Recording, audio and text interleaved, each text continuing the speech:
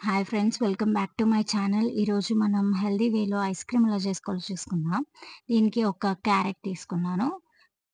Peel చేసేసి chop చేసుకోవాలి. And 8 జీడిపప్పులు, 8 బాదం పప్పులు, అలాగే ఒక 3 ఇలాచి తీసుకొని ఒక గ్లాస్ వాటర్ పోసుకొని దీన్ని ఒక 3 విజిల్స్ వచ్చే వరకు పెట్టుకొని సైడ్‌న పెట్టేసుకోవాలి. అండ్ సమ్మర్ కాబట్టి పిల్లలు ఖచ్చితంగా ఐస్ క్రీమ్ కావాలని అడుగుతారు. సో, బయట కెమికల్స్ కాకుండా ఇలా ఇంట్లోనే హెల్తీగా చేసి పెట్టుకుంటే టేస్ట్ బావుంటుంది. హెల్త్ గూడా బావుంటుంది పిల్లలకి. సో, అండ్ దాన్ని పక్కన పెట్టుకున్నాక ఒక ప్యాకెట్ పాలు పక్కన పెట్టుకొని దాన్ని గూడా కొంచెం మరిగించుకోవాలనమాట. ఒక పొంగు అలా వచ్చిన తర్వాత మనం కుక్కర్‌లో పెట్టుకున్నది ఆరిపోయి ఉంటది కదా! ఈ టైంకి దాన్ని ఒక మిక్సీ జార్‌లో తీసేసుకోవాలి.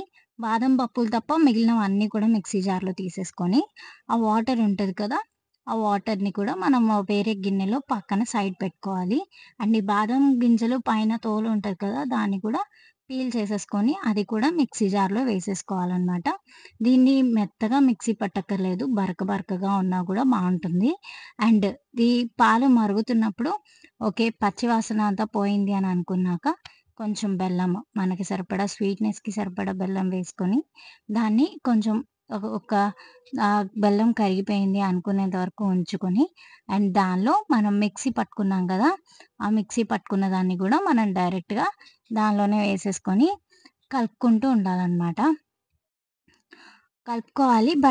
ఇది ఇదెలా అంటే కొంచెం ఉండలుండలుగా ఉంటది కదా! ఆ ఉండలనేది పోయే వరకు స్పూన్‌తో బాగా కలుపుకోవాలనమాట.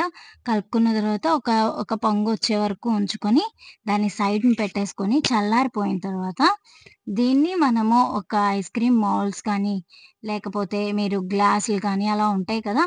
దానిలో మంచిగా ఒక స్టిక్ పెట్టేసుకొని, దానిలో మీరు పోసుకొని ఫ్రిడ్జ్‌లో పెట్టేసుకోండి. ఒక నైట్ అంతా ఉంచుకుంటే మీకు ఐస్ క్రీమ్ రెడీ అయిపోతది. అండ్ ఈ పాలు మరుగుతున్నప్పుడే మనము ఒక 2 స్పూన్లు కొబ్బరి పొడి వేసుకోవాలి. అండ్ కొంతమందయితే చాప్డ్ డ్రై ఫ్రూట్స్ కూడా వేసుకోవచ్చు. పిల్లలకే కాబట్టి హెల్తీగా ఉంటది.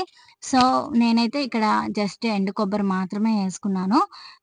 ఎందుకంటే ఆల్రెడీ మిక్సీలో ఎళ్ళిపోయినాయి కదా! సో, అందుకనే అండ్ దీన్ని మనం చల్లారిన తర్వాత దీన్ని మౌల్డ్స్‌లో పోసుకొని ఫ్రిడ్జ్‌లో పెట్టుకొని హ్యాపీగా ఎంజాయ్ చేయడమే. మీరు కూడా ఒకసారి ట్రై చేయండి. ఎలా వచ్చిందో మాకు టెక్స్ట్ చేయండి. అండ్ పిల్లలైతే దీన్ని బాగా ఎంజాయ్ చేస్తారు. హెల్త్‌కి హెల్త్ ఉంటుంది. టేస్ట్‌కి టేస్ట్ కూడా ఉంటదనమాట. ఓకే. ఫస్ట్ టైమ్ గనుక మీరు మా ఛానల్‌ని చూస్తున్నట్లయితే లైక్ చేయడం, షేర్ చేయడం, సబ్స్క్రైబ్ చేయడం అస్సలు మర్చిపోవద్దు. అలాగే నా ఛానల్‌లో ఇంకా కొన్ని రెసిపీస్ ఉన్నాయి. ఒకసారి వాటిని గూడా చూసి మీకు నచ్చుతాయని నేను ఎక్స్‌పెక్ట్ చేస్తున్నాను. Thank you.